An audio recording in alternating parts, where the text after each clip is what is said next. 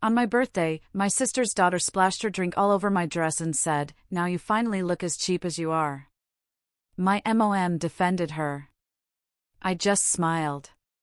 That night, I froze my sister's credit card, and at 7:50 a.m., her daughter woke up to discover her car missing. And then, have you ever felt completely invisible in your own family, like no matter what you achieved, you were always just less?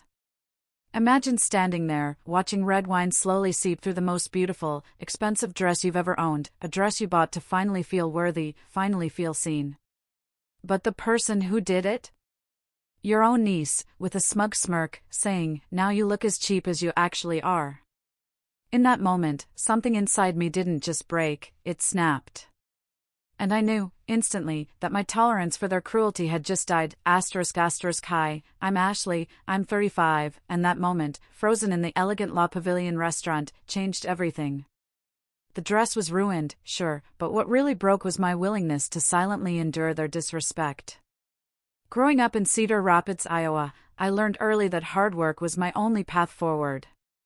My parents ran a moderately successful furniture store, providing a comfortable middle-class life, but nothing extravagant. My sister, Stephanie, was born 4 years before me, and from my earliest memories, there was always something special about how my parents treated her. "Stephanie has a natural talent," my mother would say when my sister won the spelling bee in 4th grade. When I won the same competition 3 years later? "Ashley must have studied really hard." The pattern was established. Stephanie possessed innate brilliance, I merely compensated with effort. After high school, I worked 2 jobs to put myself through state college, earning a business degree with honors. Meanwhile, Stephanie attended an expensive private university on our parents' dime, changing majors 3 times before finally settling on art history. When she struggled to find work afterward, my father connected her with his golf buddy, Daniel Thompson, who owned a luxury real estate firm. Within a year, Stephanie and Daniel were dating. Within 2, they were married. Their wedding was a $75,000 affair at the Grand Harbor Resort that my parents paid for by remortgaging their house. I still remember my mother's words when I expressed concern about their financial sacrifice: "When it's your turn, we'll figure something out." The implication, that my wedding would naturally be less significant, hung in the air, cold and clear. Stephanie and Daniel built a 5-bedroom house in the most exclusive neighborhood in town. They drove matching luxury cars and took quarterly vacations to places I could only see on Instagram. Their daughter, Zoe, was born when I was 25, and she became the golden grandchild, showered with more privileges than seemed possible to bestow on one child. I stayed in Cedar Rapids, too. Slowly climbing the corporate ladder at Midwest Financial Partners. I started in the call center and worked my way up to become a senior financial advisor through sheer determination. Last month, I finally received the promotion to regional manager I'd been pursuing for 2 years. The promotion came with a substantial raise, and I decided to treat myself to something I'd never allowed before: a designer dress. The cream Valentino was classic elegance, simple lines, impeccable tailoring. And a $2,200 price tag that made me close the browser window 3 times before finally purchasing it. I justified it as an investment piece, something I could wear to client meetings and special occasions for years to come. "You spent how much on a dress?" Megan, my best friend since college, asked over coffee last week. "That's not like you, Ash." "I know," I admitted. But for once, I wanted something really special, something that would make me feel like I've arrived, you know? Megan understood. She'd witnessed the pattern of my family dynamics for 15 years, seeing how Stephanie's snide remarks about my quaint apartment or my sensible car had accumulated like tiny paper cuts. The truth is, I'm proud of what I've built.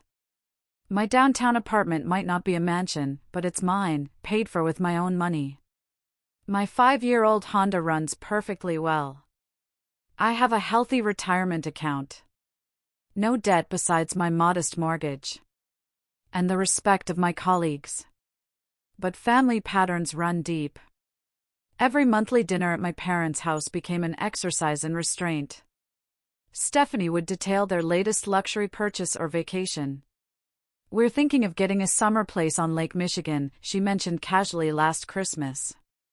Zoe needs somewhere to unwind during school breaks. Zoe, at 16, had already developed her mother's talent for casual cruelty. When I gave her a carefully selected book for her birthday last year, a special edition of a young adult novel she'd mentioned wanting, she barely glanced at it before setting it aside. Thanks, I guess. Mom already ordered me the complete set online, though. A particular childhood memory stands out clearly. I was 8, Stephanie 12, and we were at the community pool. I'd just learned to dive and was eager to show my parents. After several attempts, I executed a perfect straight entry into the water. Swimming to the edge where my family sat, I waited for acknowledgement. "Did you see that?" I asked, water dripping from my hair. My mother looked up distractedly from where she was applying sunscreen to Stephanie's shoulders. "Oh, that's nice, honey." Minutes later, Stephanie did a simple jump into the pool, and my parents erupted in applause. "Beautiful form, Steph," my father called out. The disparity wasn't lost on me, even then. Last night, I called Megan with growing anxiety about my birthday dinner. "I just have this feeling something's going to go wrong," I confessed. Stephanie was weirdly insistent that we go to La Pavilion rather than the steakhouse I suggested. "That's because the steakhouse is your favorite, not hers," Megan pointed out. "When has your birthday ever actually been about you?" The question hung between us, uncomfortable, but true. "Just remember," Megan continued, "you're celebrating a huge professional achievement, too. Don't let them diminish that." "I won't," I promised, though we both knew how easily I folded under my family's pressure. "And wear that knockout dress," she added. "You deserve to feel amazing." I hung up feeling slightly more confident, choosing to believe that this birthday might be different. Maybe, just maybe, my family would finally see me, really see me, and the woman I'd become.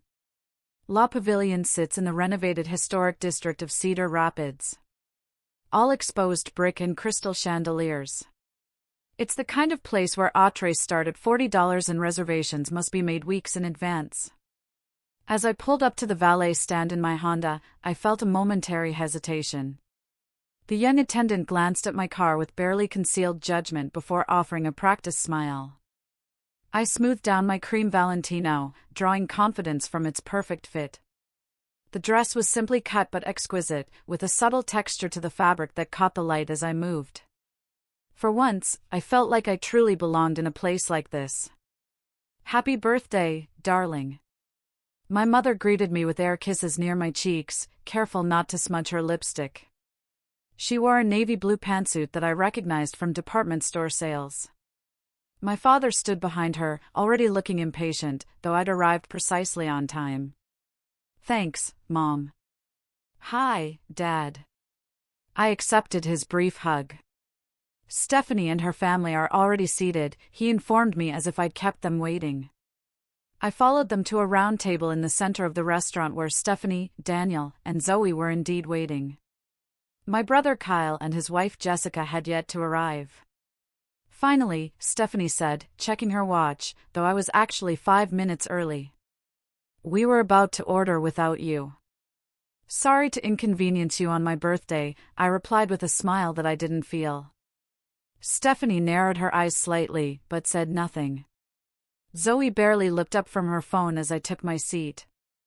At 16, my niece was already a carbon copy of her mother, perfectly highlighted blonde hair, expensive clothes, and an air of boredom with anything that didn't directly benefit her. "That's an interesting dress choice," Stephanie commented, her tone making it clear that interesting wasn't a compliment. She herself wore a black Gucci dress with the distinctive red and green stripe at the waist, a detail she'd make sure everyone noticed before the evening ended. "Thank you," I replied simply, refusing to diminish my purchase. Our server, a young woman named Amelia, arrived to take our drink orders. "And we're celebrating a birthday tonight?" she asked with genuine warmth. Before I could answer, my mother jumped in. "Yes, our Ashley is 35 today." "Wonderful! Happy birthday!" Amelia said to me. "First round of drinks will be my treat." "How kind," Stephanie interjected.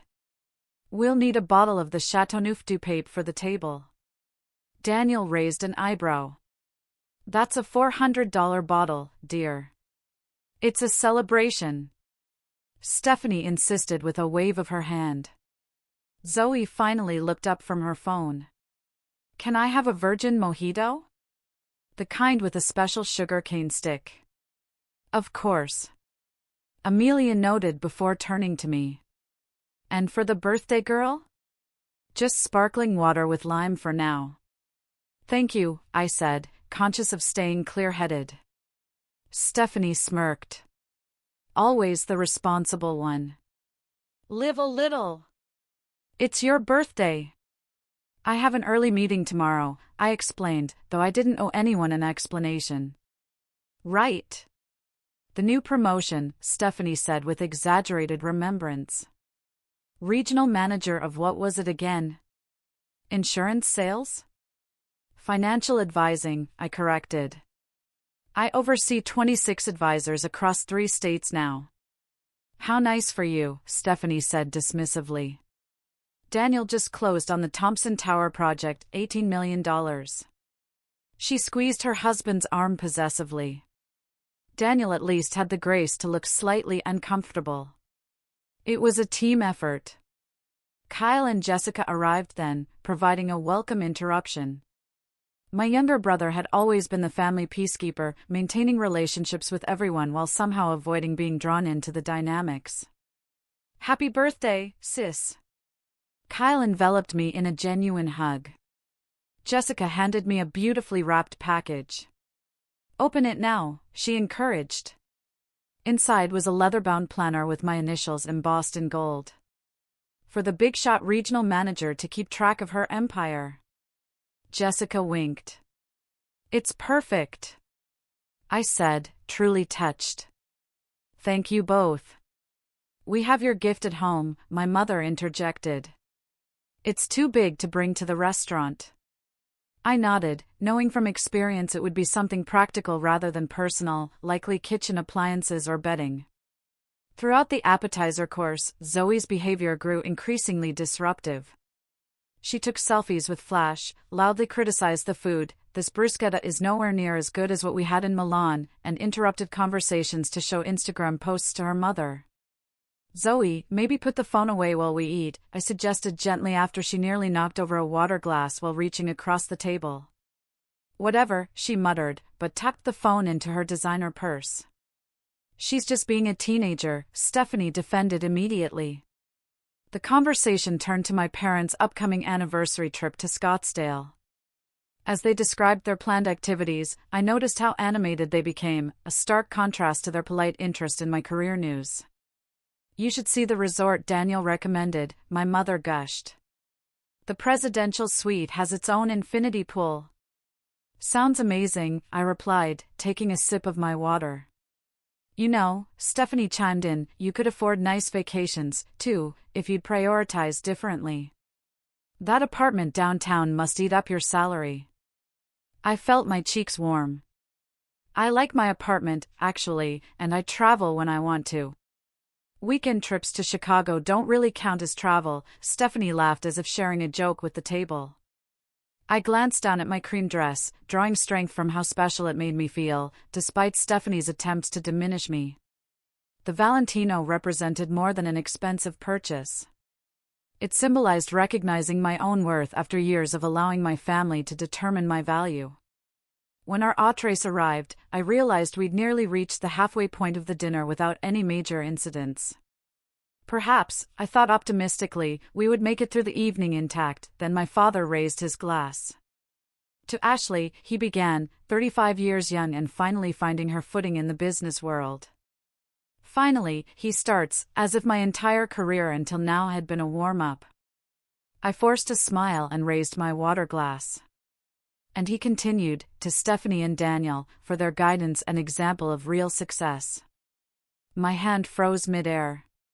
From across the table, Kyle caught my eye with a sympathetic wince. And to Zoe, my father added, for her excellent grades this semester. A 3.4 GPA while maintaining all her extracurriculars is impressive. I'd graduated with a 4.0 while working 30 hours a week, but my accomplishments had never warranted a dinner toast. As the server brought out a birthday cake, chocolate with buttercream, Stephanie's favorite, not the lemon cake I preferred, I noticed Zoe's attention fixed on my dress for the first time that evening. Her expression shifted from boredom to something darker, more calculating. She leaned over to whisper something to Stephanie, who smirked and shrugged in response. The cake was placed before me, 35 candles flickering in the dim restaurant lighting. "Make a wish," my mother prompted. I closed my eyes, wishing for the strength to finally stand up for myself, and blew out the candles in one breath.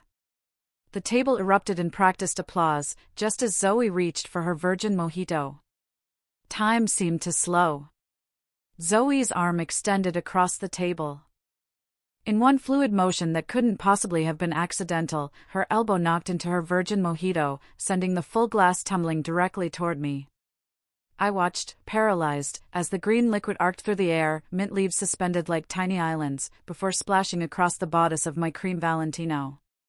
The cold shock of the liquid against my chest broke the spell. I gasped, pushing my chair back and standing as the mojito continued its destruction, gravity pulling the sticky mixture down the front of my dress in rivulets. Lime and sugar clung to the delicate fabric, immediately leaving visible stains on the pristine cream material. That's when Zoe delivered the blow that would change everything. "Now you look as cheap as you actually are," she said, her 16-year-old voice carrying through the suddenly silent restaurant. Her expression wasn't one of embarrassment or regret, but of satisfied malice. Her lips curled into a smirk that mirrored her mother's. The table froze. Kyle's fork clattered against his plate. Jessica's hand flew to her mouth. My father blinked rapidly, looking between Zoe and me as if unsure what had just happened. My mother immediately reached for her napkin, dabbing uselessly at the air in my direction. "Zoe!" Daniel finally broke the silence, his tone more surprised than scolding. Stephanie's reaction was what cut deepest. Rather than reprimanding her daughter, she laughed, a short, amused sound, before composing her face into an unconvincing mask of concern. "It was obviously an accident," Stephanie said, not bothering to get up. "Ashley, you're making a scene." I stood motionless, mojito dripping onto my new shoes, acutely aware of neighboring diners pretending not to stare. The calculated cruelty of the moment crystallized everything I'd experienced over decades. All the subtle put-downs, the dismissals, the systematic undermining packaged as family dynamics. "That was completely intentional," Kyle said firmly, breaking his usual diplomatic stance. "Zoe, apologize to your aunt." Zoe rolled her eyes. "Sorry your dress couldn't handle a little drink," she muttered, focusing on her phone again. "That's not an apology," Jessica insisted. "Girls will be girls," my mother interjected nervously. "Ashley, go clean up in the bathroom. I'm sure it won't be noticeable when it dries." The dress was ruined. We all knew it. The $2,200 investment piece that had made me feel worthy for exactly 45 minutes was destroyed in a calculated act of cruelty. "I need a minute," I managed to say, my voice steadier than I felt. I walked to the restroom with as much dignity as I could muster, feeling the stares of other diners following me. In the elegant bathroom of La Pavilion, I finally allowed myself to look in the mirror. The damage was catastrophic. The pale cream fabric was now stained with greenish-brown splotches, sugar crystals clinging throughout. Even in the most forgiving light, the dress was beyond saving. The tears came then, hot and furious. I gripped the marble countertop, watching my mascara create dark rivers down my cheeks to match the stains on my dress. The bathroom door opened behind me, and I quickly tried to compose myself. "Oh, honey," a gentle voice said. It wasn't my mother or Jessica, but a restaurant employee named Lauren, according to her name tag. "Let me help you." Lauren was perhaps 10 years younger than me, with kind eyes and efficient movements. Without judgment, she wet paper towels and began carefully blotting at my dress. "I worked in costume design before restaurants," she explained. "The sugar is the real problem here. It'll leave a mark even if we get the color out. It's ruined, isn't it? I asked, already knowing the answer. Lauren met my eyes in the mirror. Yes, she said honestly. I'm sorry. Was it Valentino? I finished. I just bought it. First designer piece I've ever owned. Understanding flickered across her face. And someone did this deliberately. When I nodded, her expression hardened. That's unforgivable. Something about her straightforward validation broke through my people-pleasing instincts. Yes, I agreed. It is. Lauren helped me clean up as best we could, even retrieving club soda from the bar. We managed to remove the worst of the visible staining, though the dress was clearly damaged beyond repair. Before I left the bathroom, she pressed her card into my hand. My cousin owns a dry cleaning service that specializes in designer pieces, she said. It won't be perfect, but they might be able to save it enough for resale. Text me if you want her contact. I thanked her, genuinely touched by the stranger's kindness when my own family had offered none. Returning to the table, I found dessert being served as if nothing had happened. Stephanie was regaling my parents with stories of Zoe's debate team achievements. Zoe herself was back on her phone, occasionally glancing up to smirk at my ruined outfit. Everything okay? Kyle asked quietly as I took my seat. Not really, I replied honestly. We ordered you the chocolate mousse, my mother said brightly. Your favorite. It wasn't. I preferred creme brulee, as anyone who knew me would remember. The remainder of dinner passed in a blur. I picked at the wrong dessert, nodded at appropriate intervals, and felt a disconnection from my body that was almost peaceful. Something fundamental had shifted inside me. The dress might be ruined, but clarity had replaced confusion. When the check arrived, I declined my father's half-hearted offer to cover my portion. I've got it, I said, placing my credit card alongside his. This birthday dinner, at least, wouldn't be another item on the invisible ledger of what I owed my family. In the parking lot, Kyle pulled me aside. I'm sorry about what happened in there, he said. That was way out of line. It was, I agreed, no longer minimizing to make others comfortable. Let us know if you need anything, Jessica added, squeezing my arm. I nodded, thanked them for coming, and walked to my Honda. The valet gave me a sympathetic look that I might have found humiliating earlier in the evening. Now, I simply thanked him and tipped generously. The drive home was strangely peaceful. Megan called as I pulled into my apartment complex. How was it? She asked. Zoe deliberately spilled her drink all over my new dress and told me I look as cheap as I actually am, I stated flatly. She what? Megan's outrage filled the car. What did Stephanie do? Laughed, then said I was making a scene. That's it. Megan declared. I've kept my mouth shut about your family for 15 years, but I'm done. They're toxic, Ash. All of them, except maybe Kyle. You deserve so much better. As I climbed the stairs to my apartment, still wearing the ruined Valentino, I realized Megan was right. For the first time, I allowed myself to consider a radical thought. What if I stopped trying to earn love from people incapable of giving it? Inside, I carefully removed the dress and hung it on my bathroom door. Tomorrow, I would assess whether Lauren's cousin could salvage anything. Tonight, I would allow myself to grieve, not just for the dress, but for the fantasy I'd maintained about my family ever truly seeing me. Morning light streamed through my bedroom windows, pulling me from fitful sleep.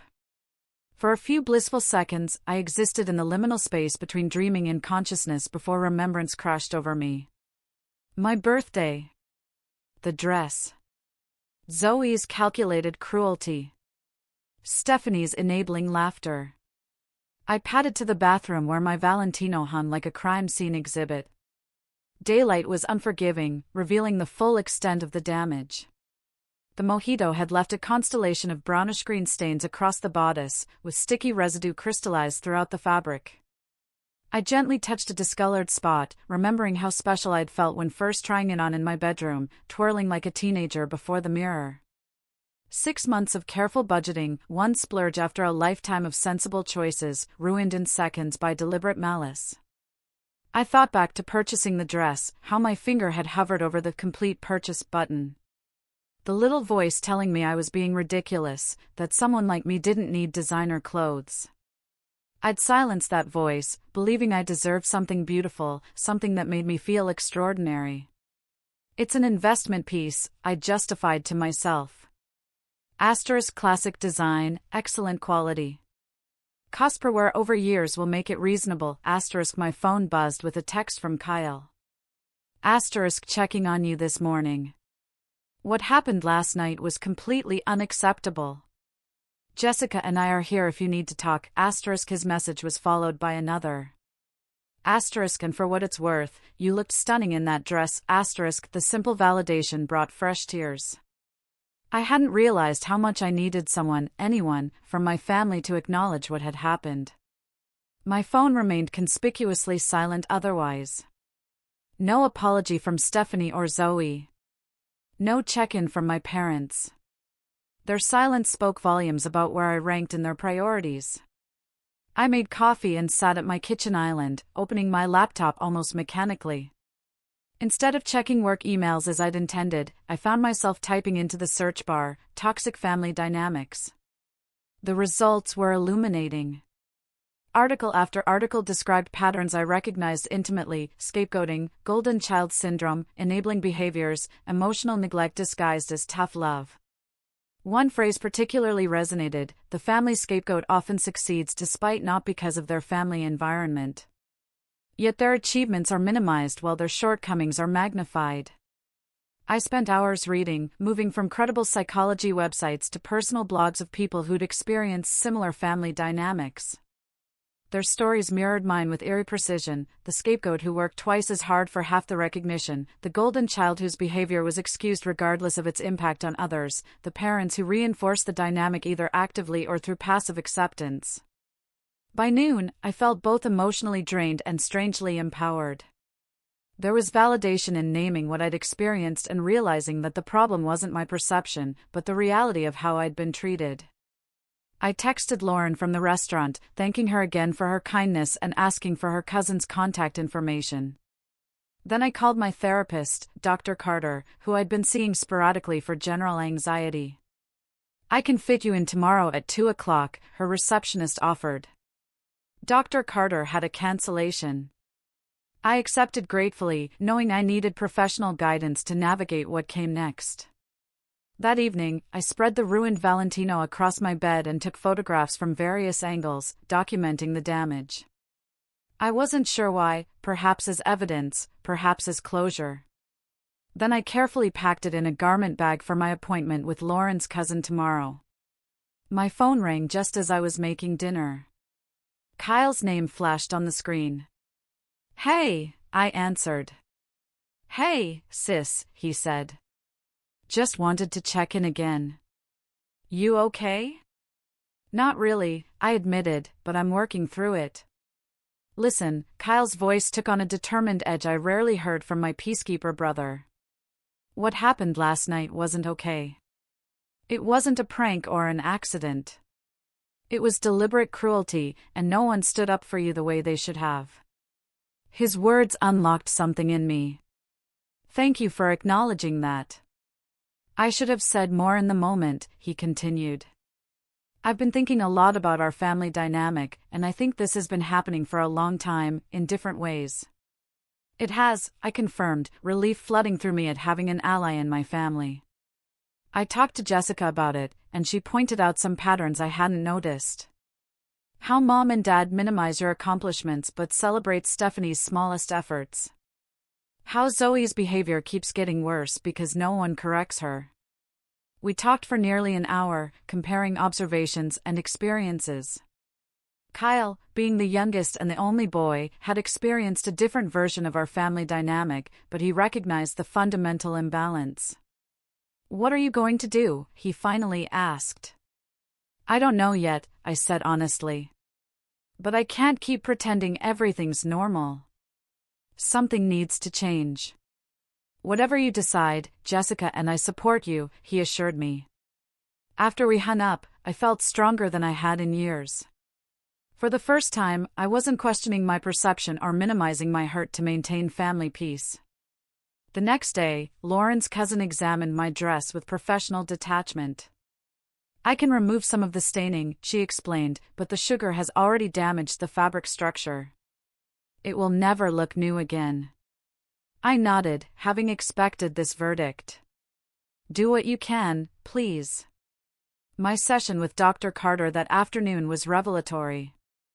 I described the birthday incident in detail, then expanded to the lifelong pattern of differential treatment between Stephanie and me. What you're describing sounds like a classic family dynamic where roles become fixed, Dr. Carter explained. Once these patterns are established, they can be extraordinarily difficult to change because everyone, including you, is invested in maintaining the status quo, even when it's harmful. Even me? I questioned. Yes, she said gently. By continuing to accept this treatment, by minimizing your feelings and achievements to avoid rocking the boat, you've been an involuntary participant in the dynamic. The truth of her words stung. So, what do I do?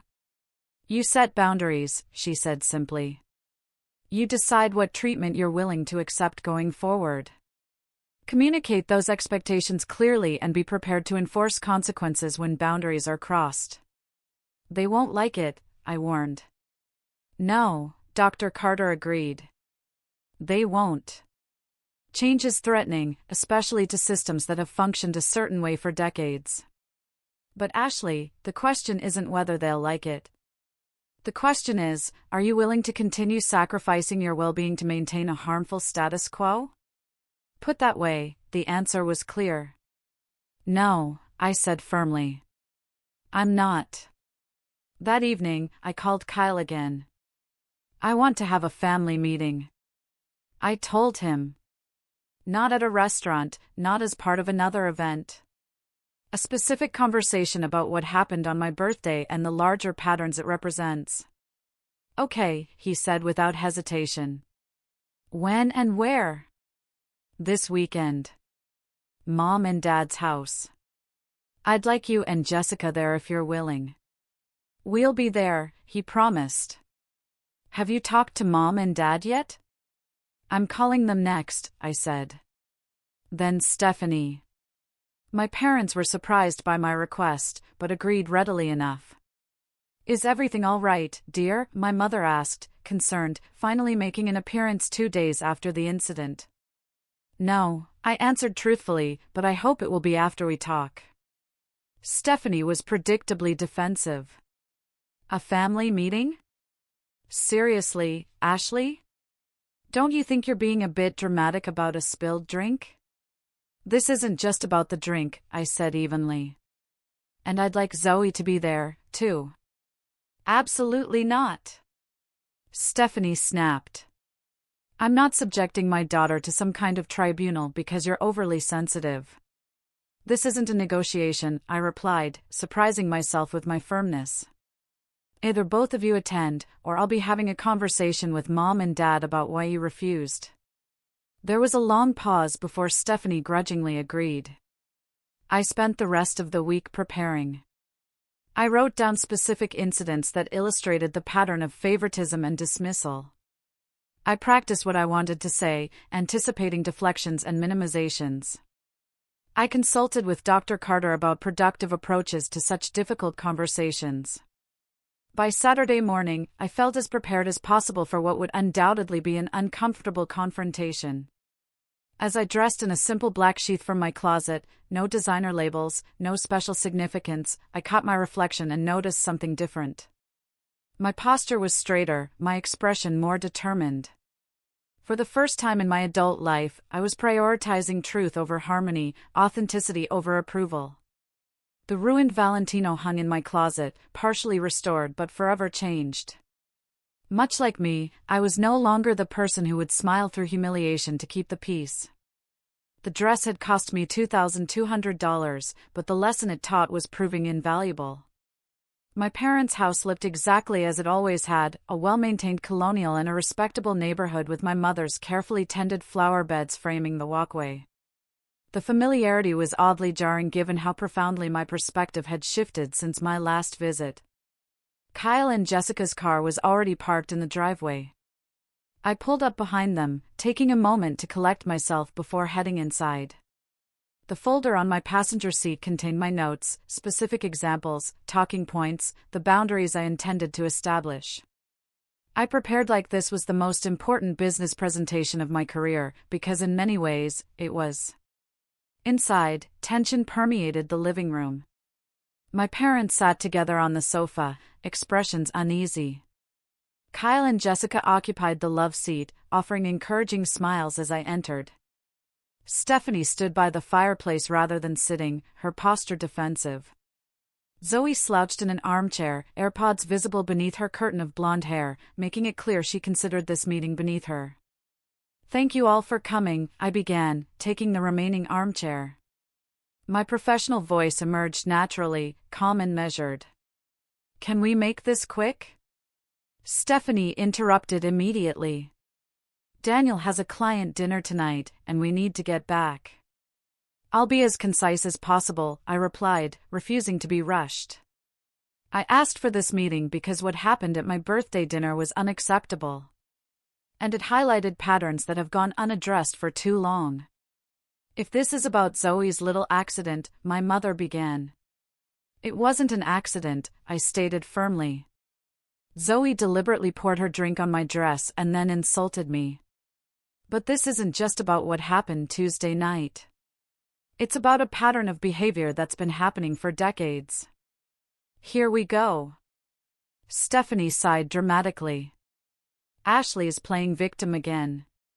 "That response exemplifies exactly what I'm talking about," I said, maintaining my composure. "When I express hurt, I'm playing victim. When Stephanie expresses hurt, the entire family mobilizes to address it." My father shifted uncomfortably. "That's not fair, Ashley." "Let me share some examples," I continued, opening my folder. "When I was promoted to regional manager last month, a position I worked toward for years, Mom, you said, 'That's nice, dear.' When Stephanie sold her first house 3 weeks after getting her real estate license through Daniel's connections, you took the entire family out to celebrate." My mother blinked rapidly. "That's not, when I graduated with honors while working 30 hours a week," I continued. "Dad said I'd finally finished. When Stephanie completed her degree after switching majors 3 times, with full financial support from you both, you called her perseverant and dedicated. College was hard for me." Stephanie interjected. "Not everyone finds academics as easy as you do." "That's exactly my point," I said. "My achievements are attributed to things coming easily to me, despite the fact that I've worked incredibly hard. Stephanie's achievements, however modest, are celebrated as triumphs over adversity." "You've always been jealous of your sister," my father accused, his face reddening. "Even as a child, you competed for attention." "I wasn't competing for attention," I corrected. "I was trying to earn the same love and recognition that seemed to come automatically for Stephanie." "Oh, please." Stephanie scoffed.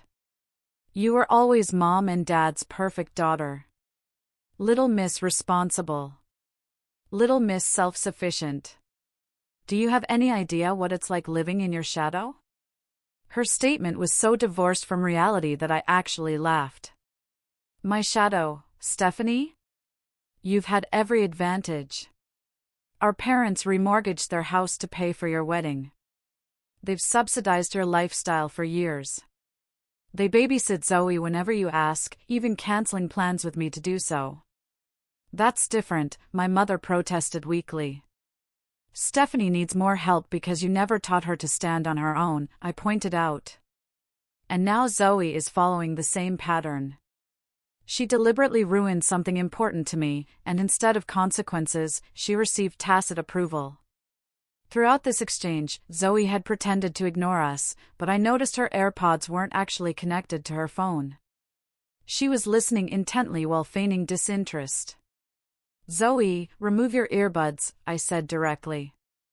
This concerns you, too. You can't tell me what to do, she muttered. But remove them anyway. You're right, I can't. But I can tell you how your actions affected me. You destroyed a dress that represented a significant achievement for me.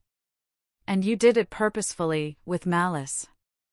It was just a dress, Zoe shrugged, though her expression flickered with something that might have been discomfort.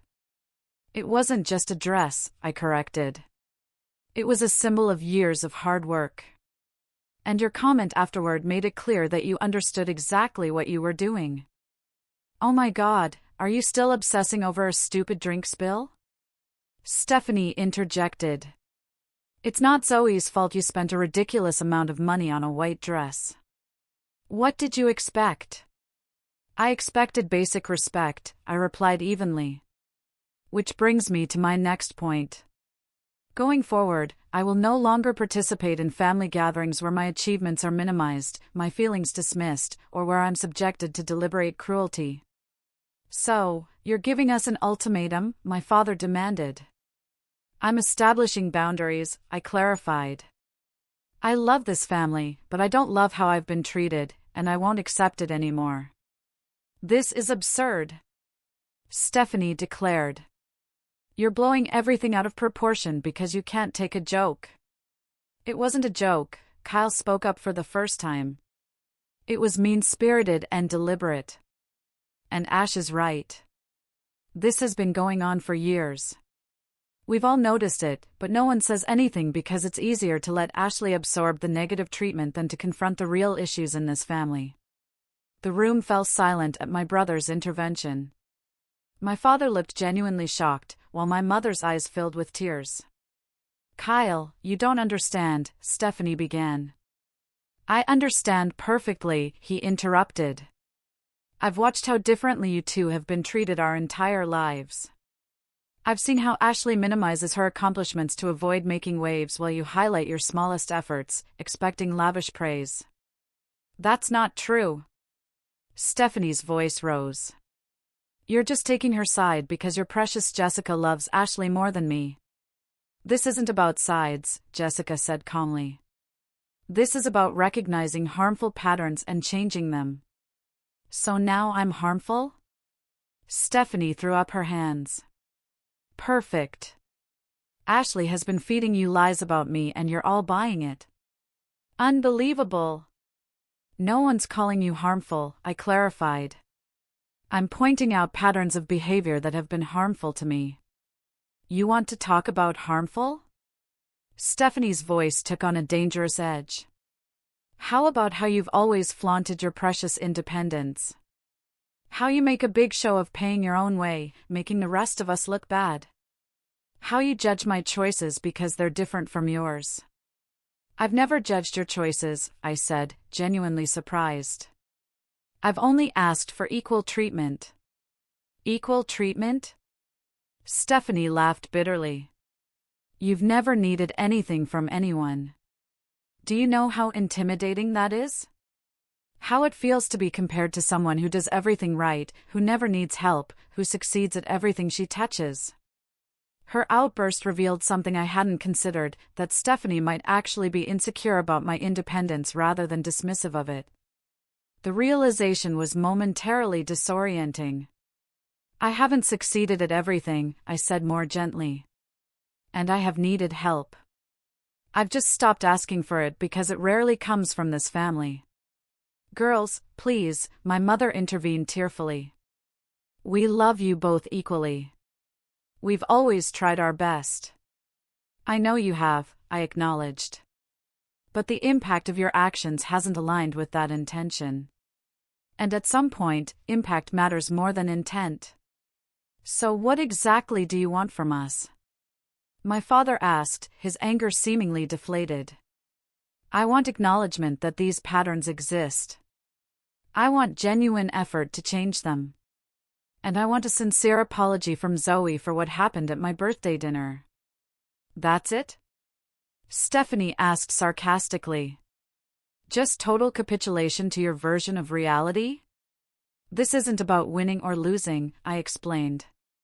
It's about creating healthier relationships moving forward. Stephanie grabbed her purse. I'm not going to sit here and be lectured about healthy relationships by someone who's never even had a serious boyfriend. Come on, Zoe. We're leaving. Stephanie, my mother pleaded. Please stay. We need to work this out. There's nothing to work out, Stephanie declared. Ashley is being dramatic and manipulative, turning you all against me with her twisted perception. When she's ready to act like an adult, maybe we can talk. She stormed toward the door, Zoe trailing behind her. As they reached the entryway, Zoe hesitated and turned back. For a brief moment, something like uncertainty crossed her face. But when Stephanie called sharply, "Zoe," she hurried after her mother without a word. The front door slammed, leaving a heavy silence in its wake. Well, my father finally said, I hope you're satisfied. I'm not, I admitted. I didn't want this to end in more division, but I'm also not surprised by Stephanie's reaction. You were pretty harsh, my mother suggested gently. I was honest, I corrected. There is a difference. Kyle and Jessica exchanged glances. Ash was completely reasonable, Kyle asserted. And everything she said was accurate. My father ran a hand over his face, suddenly looking older. Maybe there's some truth to what you're saying, he conceded reluctantly. But families are complicated, Ashley. No parent gets everything right. I'm not expecting perfection, I assured him. Just awareness and effort to change. And what if Stephanie refuses to participate? My mother asked anxiously. We can't just exclude her from the family. I'm not asking you to choose between us, I clarified. I'm asking you to hold both of us to the same standards. To celebrate my achievements with the same enthusiasm you show for hers. To take my feelings as seriously as you take hers. My parents exchanged looks, communicating silently, the way long-married couples often do. Finally, my mother nodded slowly. We can try to be more balanced, she offered. I hadn't realized how our actions were coming across. It wasn't a full acknowledgement, but it was a start. As Kyle and Jessica prepared to leave, promising to call me later, I found myself alone with my parents for the first time in years. I do love you, my mother said, reaching for my hand. Both of you, equally. I believe that you believe that, I replied gently. But love should be evident in actions, not just intentions. As I drove home, emotions churned within me. Grief for the validation I'd never received. Pride in finally speaking my truth. Uncertainty about what came next. The confrontation hadn't gone exactly as planned, but it had accomplished something essential. I'd finally stopped participating in my own diminishment. The family landscape had shifted, and though the path forward wasn't entirely clear, I knew I wouldn't be walking it as the same person who had entered that birthday dinner in a cream Valentino dress, hoping desperately for recognition that should have been freely given all along. The week following the confrontation passed in a strange limbo. Stephanie maintained radio silence, which wasn't surprising. What I hadn't expected was the steady stream of text messages from my mother, awkward but well-intentioned attempts to connect. Saw a commercial for that financial software you mentioned last month. Looked impressive. Your father and I were talking about how you helped us with our retirement planning. So grateful for your expertise. Found a photo of you winning the regional debate championship in high school. You were always so articulate. These belated acknowledgments were both touching and painful. Evidence that my parents had absorbed at least some of what I'd said, but also reminders of how long these affirmations had been withheld. Wednesday evening, my phone rang with my parents' number. My mother's voice sounded tentative when I answered. We're having dinner on Sunday, she said. Your father's grilling steaks. We'd love for you to join us. I hesitated. Will Stephanie be there? We invited her, my mother admitted. She hasn't responded yet. The old Ashley would have immediately agreed, eager to smooth over family tensions. The new Ashley took a breath and considered what she actually wanted. "I think I'll skip this one," I said carefully. "It's a bit soon for a family gathering. I need some space." My mother's disappointment was palpable. "I understand," she said, though her tone suggested otherwise. "Maybe next time." "Maybe," I agreed, neither committing nor refusing. After we hung up, I felt a curious lightness. I'd prioritized my own emotional needs without anger or apology. A small victory, but significant. The following day, Kyle called to check in. "Mom told me you're not coming Sunday," he said. "Good for you. You're still going?" I asked. "Yeah, but with clear boundaries. Jessica and I talked about it, and we think it's important to maintain the relationship while reinforcing the changes we want to see." "That makes sense," I acknowledged. "It's just different for me. There's more history to navigate." "No question," Kyle agreed. "By the way, Stephanie called me yesterday." My stomach tightened. "She wanted me to talk some sense into you," he said with audible air quotes. I told her the only sense that needed talking was on her end. She hung up on me. I laughed despite myself. "Sorry to put you in the middle." "You didn't," Kyle assured me. "I put myself there by choice. This has been a long time coming." That Saturday, Megan insisted on taking me shopping. "You need a new statement piece," she declared. "Something that's just for you, not for impressing family or colleagues." We spent hours at the mall, eventually finding a royal blue dress at Nordstrom. It wasn't Valentino. The $320 price tag was much more reasonable, but the color was stunning and the fit impeccable. "This is totally you," Megan said as I twirled before the fitting room mirror. Confident, vibrant, not trying to blend into anyone's background. I bought it without hesitation, along with matching shoes. The purchase didn't carry the same weight as the Valentino. I wasn't trying to prove anything to myself or others, which somehow made it more satisfying. That evening, I received an unexpected text from an unknown number. It's Zoe. "Can we talk?" Surprised and suspicious, I replied cautiously. How did you get my number? Grandma. "Don't tell Mom I texted you." I considered ignoring the message, protecting myself from further manipulation, but curiosity won out. What do you want to talk about? The three dots appeared and disappeared several times before her response came through. I'm sorry about your dress. For real this time. The apology seemed sincere, but I'd been fooled before. Thank you for saying that. May I ask what prompted this? Another long pause. I heard what you said about patterns. About how I'm following Mom's pattern. I don't want to be like that. A small ember of hope glowed within me. That's very self-aware, Zoe. Mom's been really angry since your meeting thing. Keeps saying everyone's against her. Dad tried to talk to her about it and they had a huge fight. I felt a pang of sadness for my niece, caught in the crossfire. I'm sorry you're dealing with that. It's not your responsibility to manage your mom's feelings. I know. She replied. That's what my counselor says, too. The mention of a counselor surprised me. You're seeing a counselor? School counselor. Mom doesn't know. I've been going since last semester. Another text quickly followed. I have to go. Mom's coming. Don't tell her we talked. Okay.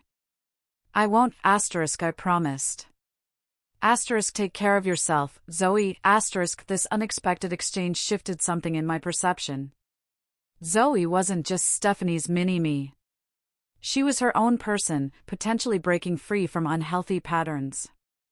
It reminded me that change was possible, even in entrenched family dynamics. At work, my confidence grew as I settled into my new role as regional manager. During a presentation to the executive team, I spoke with an authority I hadn't fully embraced before, my ideas receiving thoughtful consideration rather than the dismissal I'd unconsciously expected. Excellent analysis, Ashley, the CEO commented afterward. Your recommendation on the Henderson account was particularly insightful. I accepted the praise without deflection or qualification. Another small but meaningful shift. My weekly session with Dr. Carter focused on establishing healthy boundaries in all relationships, not just family ones. What I'm hearing, she observed, is that the confrontation with your family, while difficult, has empowered you to advocate for yourself in other areas of your life. It has, I agreed. It's like once I stopped accepting one form of diminishment, I became less willing to accept any form. That's a profound realization, Dr. Carter nodded. Many people find that setting boundaries in one significant relationship creates a positive ripple effect. She helped me process my mixed feelings about Zoe's text, the ongoing silence from Stephanie, and my parents' awkward attempts at change. Authentic family transformation happens slowly, she reminded me. Patterns established over decades don't dissolve overnight. The question is whether you're seeing genuine effort versus performative adjustments. I considered this carefully. With my parents, I think there's genuine effort, even if it's clumsy. With Stephanie, I'm not seeing any effort at all. Then calibrate your expectations and engagement accordingly, Dr. Carter advised. Invest energy where there's potential for healthy return. The following weekend, I decided to host a small dinner party at my apartment, a birthday do-over of sorts. I invited Kyle and Jessica, Megan and her husband, and 2 colleagues I'd grown closer to recently. I wore my new blue dress, prepared my favorite foods, and decorated with fresh flowers. As I arranged cheese and crackers on a serving board, I realized I wasn't thinking about what my family would think of my apartment, my food choices, or my outfit. I was simply looking forward to an evening with people who valued me as I was. The doorbell rang at 6:30. Kyle and Jessica arrived first, bearing wine and a small gift box. From both of us, Jessica said as I unwrapped a delicate silver bracelet with a small diamond charm. It's beautiful, I said, genuinely touched. Read the engraving, Kyle encouraged. On the inside of the band, tiny letters spelled out, your light, your terms. We're really proud of you, sis, Kyle said, hugging me tightly. The evening flowed with easy conversation and genuine laughter. No undertones of competition, no subtle put-downs, no walking on eggshells. Just connection and enjoyment. As we finished dessert, my doorbell rang unexpectedly. Opening it revealed my parents standing awkwardly in the hallway. My mother clutching a gift bag. We're not interrupting, are we? My father asked, his usual confidence noticeably absent. We should have called first, my mother added quickly. We can come back another time.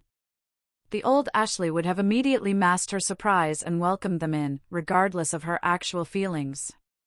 The new Ashley took a moment to check in with herself before responding. I have friends over for dinner, I explained. You're welcome to join us for coffee if you'd like. They exchanged uncertain glances before my mother nodded. We'd like that, if you're sure we're not imposing. I introduced them to everyone, noticing how they made real effort to engage with my friends, asking questions about their lives and work. When my mother mentioned my recent promotion, there was genuine pride in her voice, subtle but unmistakable. As the evening wound down and guests began to leave, my parents lingered. My mother handed me the gift bag. We wanted to give you this, she said. A proper birthday present. Inside was a leather portfolio embossed with my initials and the logo of my company. It's for your new position, my father explained. We thought it might be useful for client meetings. Thank you, I said, appreciating the thoughtfulness of a gift that acknowledged my professional identity. It's perfect. After my parents left, Kyle helped me load the dishwasher. Did you invite them? He asked curiously. No, I admitted. They just showed up. Bold move, he commented. But they were really trying tonight. They were, I agreed, feeling cautiously optimistic. As I placed the last wine glass in the dishwasher, my phone chimed with a text. It was from Zoe. * Grandma said your party was nice. Maybe sometime I could come see your apartment. * I smiled at this small olive branch. * I'd like that. * I replied. * Let me know when you're free. * Closing up my apartment after everyone had gone, I caught my reflection in the hallway mirror. The woman looking back at me stood straighter, her expression more peaceful than it had been in years. The blue dress complemented her confidence perfectly. It struck me that I was finally becoming the person I'd always been beneath the family dynamics that had constrained me, not because I'd achieved some external marker of success, but because I'd learned to value myself independent of others' validation. The ruined Valentino still hung in my closet, now professionally cleaned, but forever marked by what had happened. I decided to keep it as a reminder, not of Zoe's cruelty or Stephanie's enabling, but of the moment I'd finally said enough. 1 month after the confrontation, I had coffee with my mother alone. She brought photo albums I'd never seen before, full of my childhood achievements that had apparently been documented, but never celebrated. I've been doing a lot of thinking, she said hesitantly, about what you said about patterns. I didn't see it then, but looking back through these photos, she paused, visibly emotional. You were an extraordinary child, Ashley. I don't know why we didn't. She couldn't finish the sentence, but she didn't need to. The acknowledgement, however belated, was healing in its own way. What about Stephanie? I asked gently. Have you talked with her about any of this? My mother sighed. We're trying. She's resistant, but Daniel has been surprisingly supportive of making changes. He said Zoe's behavior that night shocked him, too. It wasn't a fairy tale resolution, but it was progress. Real change, I was learning, rarely arrived in dramatic moments of transformation. It came in small shifts, in tentative texts from a niece, in belated recognition from parents, in the growing ability to stand in one's truth without anger or apology. The Valentino dress had cost me $2,200. The price of self-respect, it turned out, was both higher and more worthwhile than I could have imagined.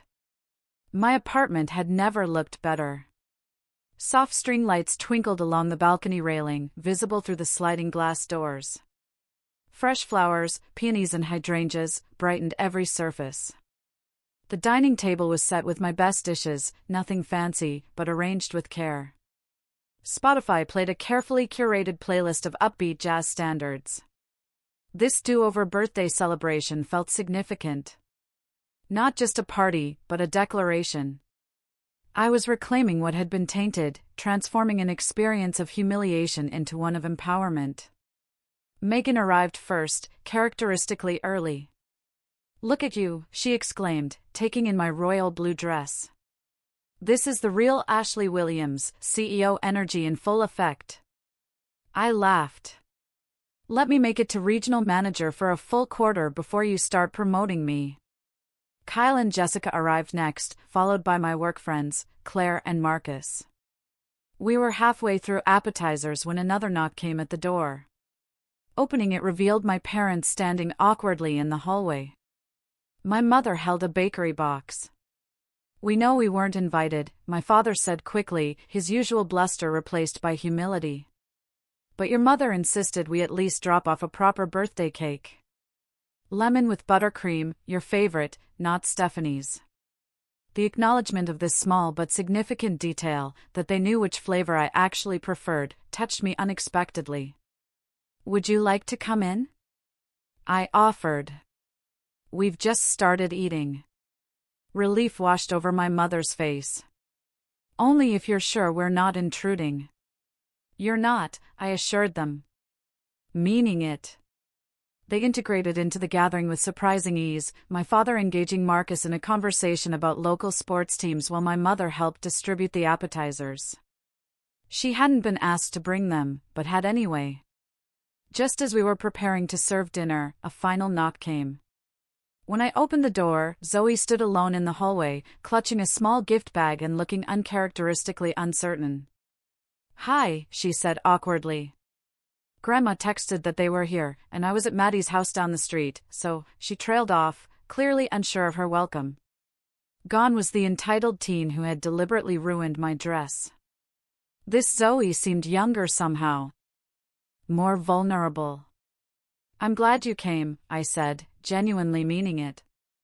Come in. A flash of surprise crossed her face, followed by cautious relief. She entered, her usual confident stride replaced by hesitant steps. My mother embraced her with obvious delight, but also whispered something in her ear that made Zoe nod solemnly. I suspected it was a reminder about behavior expectations. As we settled around the table, I noticed Zoe had positioned herself directly across from me. Throughout dinner, she remained unusually quiet, observing the easy banter between my friends with what appeared to be genuine curiosity. When the meal concluded, Zoe approached me as I cleared plates. Can I talk to you? She asked softly. Privately? I nodded, leading her to my small home office off the main living area.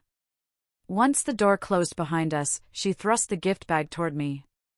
I made this for you, she said, eyes fixed on the carpet. In art class. Inside was a handcrafted leather journal, the cover embossed with intricate designs, clearly created with significant effort and skill. Zoe, this is beautiful, I said, genuinely impressed. Thank you. There's a note, she mumbled, still not meeting my eyes. I found the folded paper tucked inside the front cover. In surprisingly neat handwriting, Zoe had written, Ashley, I'm sorry for ruining your dress and saying what I said. It was mean, and I knew it would hurt you. That's why I did it. Mom always talks about how you think you're better than us because you did everything yourself. I guess I wanted to take you down a notch. But after hearing what you said at Grandma's house, I've been thinking a lot. I don't want to be the kind of person who hurts people to make myself feel better. My counselor says that's a pattern I can break if I try. I don't expect you to forgive me right away, or maybe ever, but I wanted you to know I'm really trying to be different. Zoe. I looked up from the note to find my niece watching me anxiously, biting her lower lip in a gesture that reminded me powerfully of Stephanie at that age, before life's disappointments had hardened her. This means a lot to me, I said carefully. Thank you for your honesty. My counselor said I should tell you why I did it, Zoe explained, words tumbling out. It wasn't really about you. Mom's been really tough on me lately. Nothing I do is good enough. My grades, my friends, my clothes. She criticizes everything. When she saw your dress at the restaurant, she whispered that you were trying too hard to look rich. She said it was pathetic. The revelation wasn't particularly surprising, but it still stung. So, you decided to put me in my place? Zoe nodded miserably.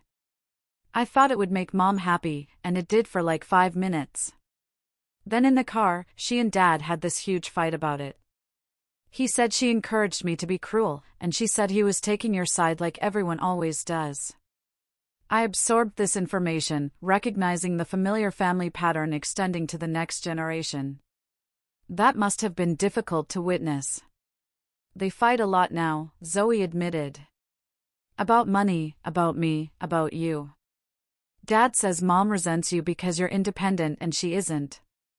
The insight was surprisingly perceptive, especially coming from a teenager. That might be part of it, I acknowledged. Family dynamics are complicated. Yeah, no kidding. Zoe's typical teenage sarcasm briefly resurfaced before she caught herself. Anyway, I just wanted you to know I'm sorry. For real this time. I appreciate that, I said.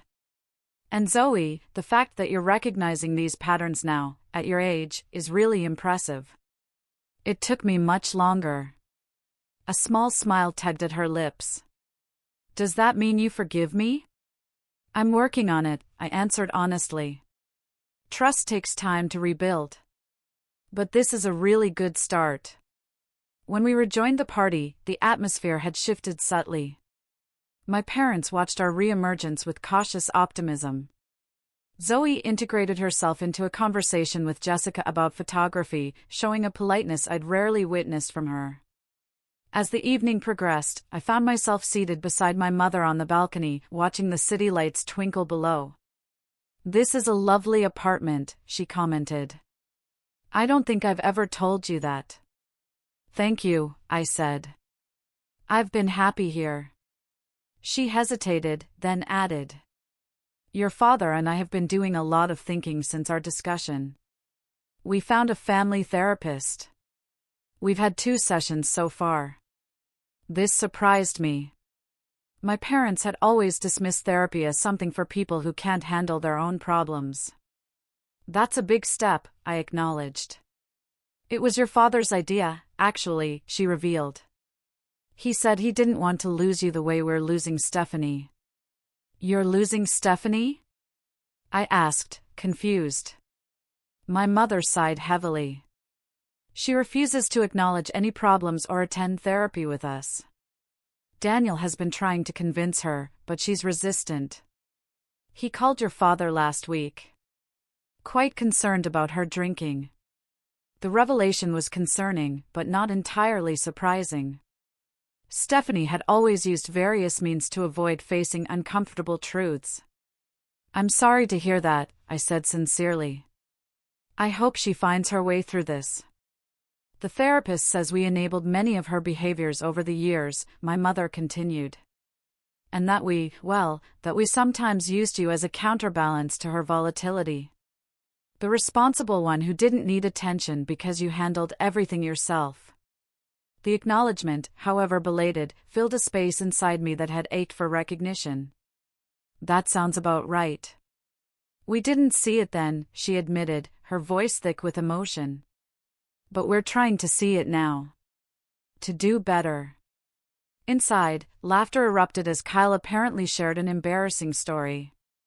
Judging by Zoe's mortified expression and everyone else's amusement, it struck me that this, people I cared about enjoying each other's company in my home, was what I'd always wanted from family gatherings: connection without competition, joy without judgment. As the evening wound down, guests began to depart. My parents hugged me with newfound awareness, neither too tight nor too distant. Zoe lingered until last, helping stack dessert plates with unexpected consideration. "Maybe sometime we could get coffee or something," she suggested hesitantly.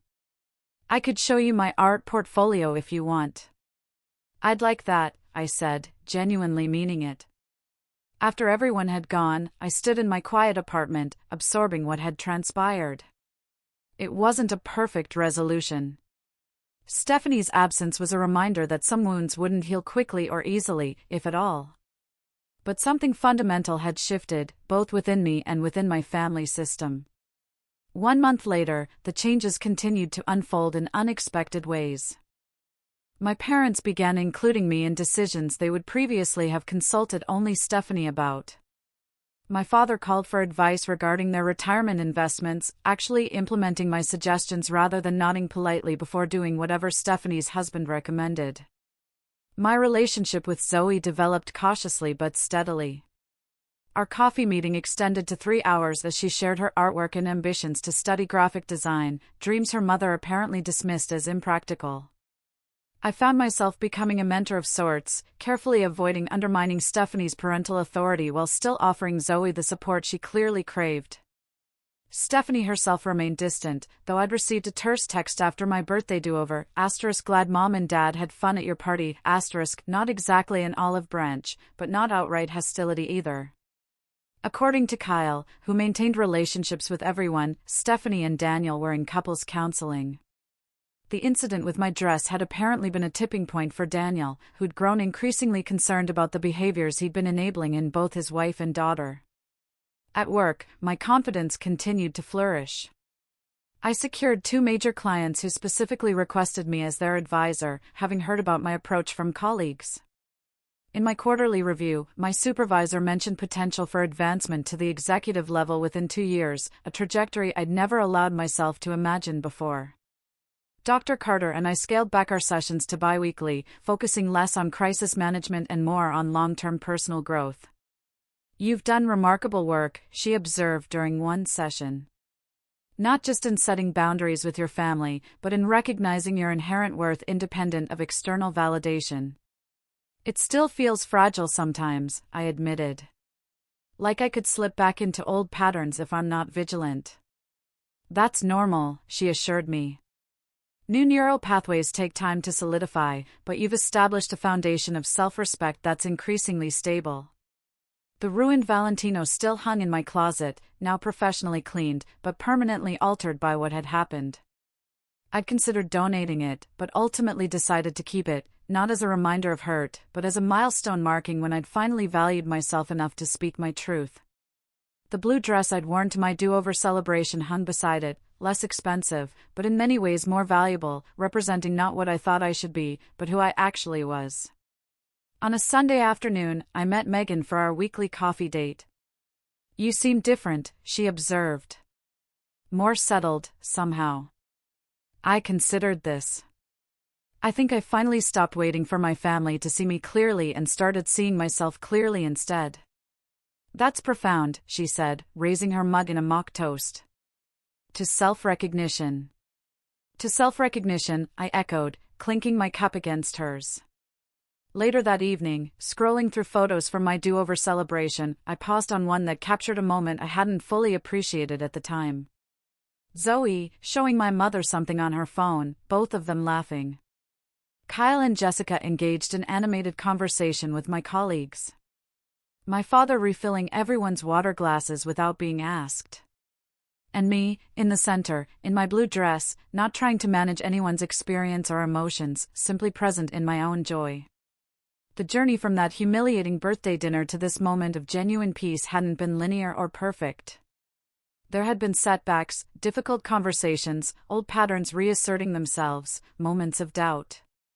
But the trajectory was unmistakable. I had stopped accepting treatment that diminished me, and in doing so, had created space for authentic connection with those capable of offering it. The Valentino dress had cost me $2,200. The price of self-respect had been higher, courage, confrontation, temporary estrangement, but its value was immeasurable. I had learned that true worth couldn't be purchased or bestowed. It could only be claimed, nurtured, and honored from within. And that realization was the most valuable gift I could have given myself at 35. Have you ever had to stand up to family members who didn't treat you with respect? Tell me what you think, I really want to know.